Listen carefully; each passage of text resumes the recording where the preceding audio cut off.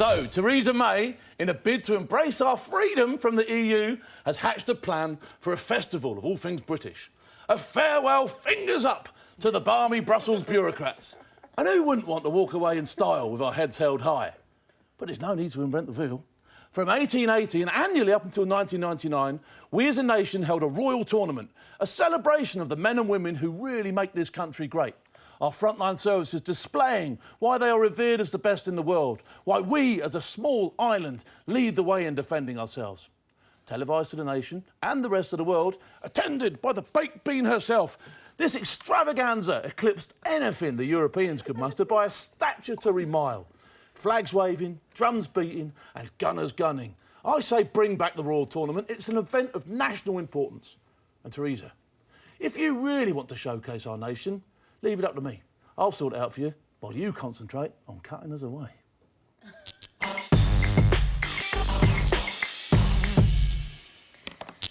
For the benefit of viewers that might not be so familiar with the Royal Tournament, just give us a quick heads up about what it was, how it worked. OK, so the Royal Tournament, the last one I did, in fact, it's like a military tattoo. It's like a military tattoo. It showcases things like the field gunners, the Royal Marines always used to be there abseiling, all that sort of stuff. But it serves as more than that. It's like a celebration of what our forces have achieved and what our country is, what we've achieved as a nation. OK, so I feel a few different things about this. First of all, I'm quite uncomfortable when I see countries displaying their military might in organised processions and... Like North Korea. It makes me feel. It makes me feel like it's willy waving, and I know that's probably not a great term to use, but it does because it makes me feel. I don't want an image of you naked. You don't. Yeah. Okay. Right. Anyway. Yeah. Oh, that's. I'm never going to unsee that image. You know that, don't you? My point is, when countries display their military might, I see it in some ways. I understand the celebratory aspect, but I also see it as quite what's the word? Antagonistic. No, right. antagonistic. Let me put your mind at rest here. We as Brits are stiff upper-lipped, and we've got a lot more dignity and humility in the way that we do things. We don't like march around like the North Koreans and get out the biggest guns we've got in the... But we do showcase it in a way that promotes us. Do you know what I mean? And it's a great thing for not only for recruitment, but also for retention, and resettlement. Don't you worry, though, my final point. So you've just said it's a great opportunity to show what we've achieved. There's many people that are quite angry about foreign policy sometimes, quite angry about where British military have been deployed and the things that they've been told to do whilst they're there. And I worry about... So, you know, she just announced all the people who are angry about it are all the people who sort of like... still accept the environment that the military over the years has created for us to live peacefully in. So in summary, before everyone else comes in, I agree with you that we do need something that's a mechanism to bring us together and to feel proud of our nation, but I'm just not sure if doing an exclusively military version of that is the right answer. And this is why I said frontline services, because I do believe we should be celebrating our ambulance service, our police forces, our nurses. So all that can be covered, and that's why I said rehash it slightly, do you know what I mean? So I understand where you're coming from, and I understand where the military might have upset a few people who are, by the way, still prepared to take the environment they live in. But you know me? I didn't point. I've just happened to be sat there. Quickly, I've just got a quick quote.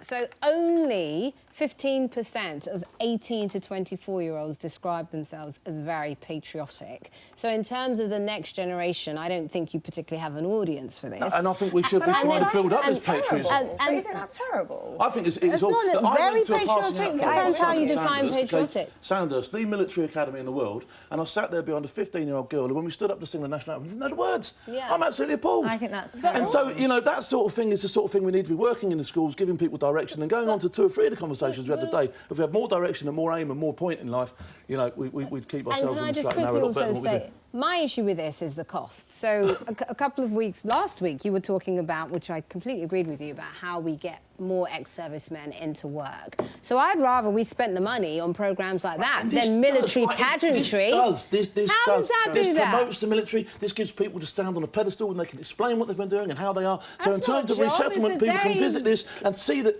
these soldiers are good people and give them work. It's a great advert. So there's a definite disconnect between the armed forces and the public, and that's correct. Some and then, public. Yep. Not all the public. Some of the public are absolutely... Young Look people, at the armed forces. All I'm saying is that more needs to be done for the public to understand the military. There's a misunderstanding of what the role the military plays. The Royal Tournament gives them that platform to do such a thing. Perhaps we turn it in with Armed Forces Day and do it on Armed Forces Day as a central location. I'm suspicious of the notion, a bit like Michelle, actually, with a willy-waving comment. I'm suspicious of the notion that military parades are the best way to reconnect the disconnected public. Perhaps, for example, to address what is needed, could be some form of away day organised through schools to go and visit, say, for example, the Marines abseiling, like and get the boys abseiling with them. It's the whole thing. And the Royal Tournament was attended by schools, and they could go and see... No, I'm talking specifically... It doesn't have to be a parade, you see. You can address this thing through other routes. It's a tournament.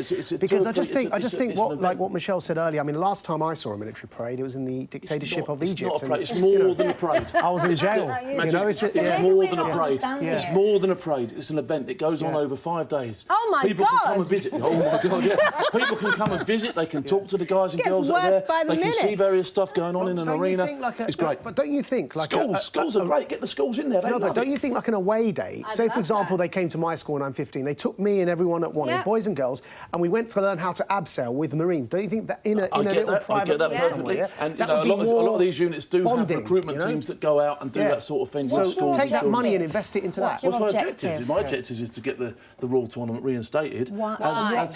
For, like I said, for recruitment, so that young people can go and see what's going on, for the retention of the guys, because it gives them a little bit... I'll tell you what, we get the show off every year, do you know what I mean? And for the resettlement of guys, so that they can go, right, I am now a veteran, and the Royal Tournament is raising issues and showing people, and I can go and meet people there, and, potential employees... It's very expensive. In the scheme of things, it's nothing. Everyone always goes, look at where else we waste money. We waste money all else, don't get started. But that's not a good argument. We waste money everywhere, might as well waste money.